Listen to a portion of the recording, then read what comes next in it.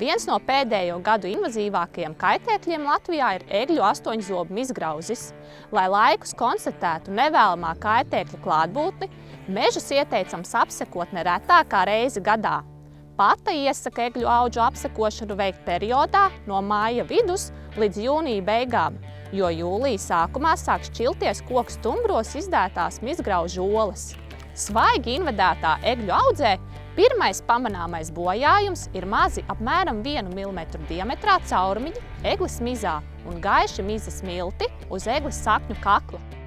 Ilgstošākas mizgraužu darbības rezultātā egle tiek novājināta pilnībā un zaudē dzīvotspēju, jeb nokalst.